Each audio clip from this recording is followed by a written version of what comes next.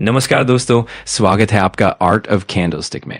तो चलिए दोस्तों, आज के इस पहले वीडियो को स्टार्ट कर लेते हैं।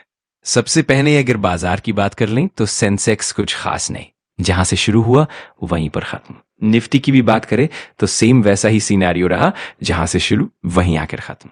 अच्छी खासी वोलेटिलिटी आज के दिन भी देखने को मिली है।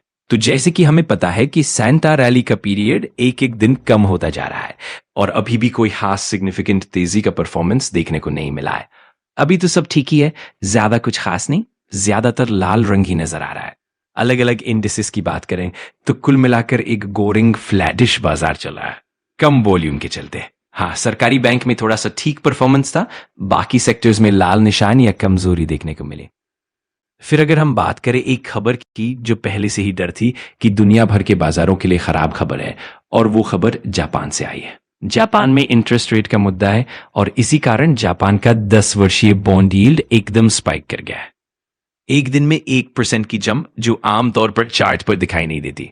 मतलब पहले जापान में सस्ता लोन मिलता था, अब अगर लोन लेना है तो 2% के हिसाब से लेना पड़ेगा। तो धीरे धीरे इंटरेस्ट रेट बढ़ रहे हैं, जिससे लोग कम पैसा लेंगे या पुरानी पोजीशंस कट करेंगे। अगली बात, जापान का बॉन्ड यील्ड जिस तरह से बढ़ा है वो 1994 के बाद सबसे बड़ी जंप है। तो अगर ऐसा ही चलता रहा तो अब हम बात करते हैं नवीन फ्लोरिन इंटरनेशनल लिमिटेड की, जो एक केमिकल कंपनी है।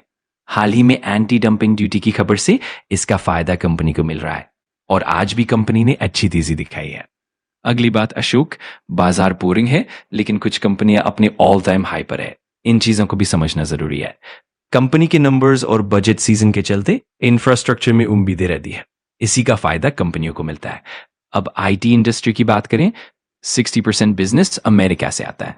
वहां के इंटरेस्ट रेट्स और अनसर्टेनिटी से आईटी सेक्टर प्रभावित होता है। यूरोप से 8%, बाकी से 7%, इंडिया से 18%, तो आईटी कंपनियों का बड़ा हिस्सा अमेरिका बने हुआ है। इसीलिए आईटी इंडस्ट्री में एक तरह की अनिश्चितता बनी रहती है।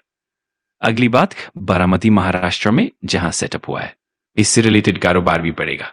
मुख्य बात, अडानी एंटरप्राइजेस, इसका फायदा भी मिलेगा, लेकिन कई सेक्टर्स का योगदान भी है, power, AI, green energy, cement वगैरह।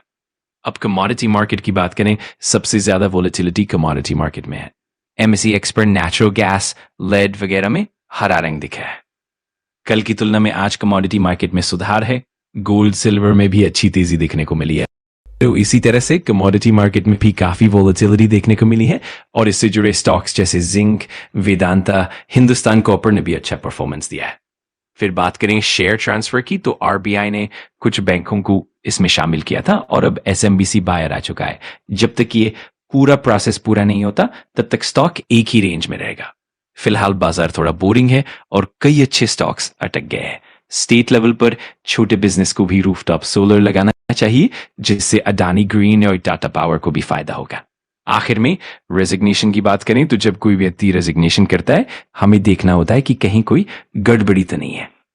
अगर गड़बड़ी नहीं है तो उस व्यक्ति का कंपनी में महत्व कितना था, इस पर ध्यान देना होता है। जैसे नवीन फ्लोरिन में आर वेलिंग के रेजिग्नेशन पर शेयर 30 से 40% गिर गया था, भले ही कोई एलिगेशन नहीं था।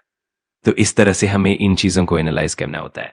अगर आपको वीडियो जानकारीपूर्ण लगा तो लाइक कर देना, कमेंट करके बताना कि अगला टॉपिक कौन सा चाहिए, और सब्सक्राइब कर लेना आर्ट ऑफ कैंडलस्टिक को, ताकि ऐसे ही पावरफुल लर्निंग वीडियोस आप मिस ना करो। Thanks for watching. मैं मिलता हूँ अगली वीडियो में। सीखते रहो, पढ़ते रहो।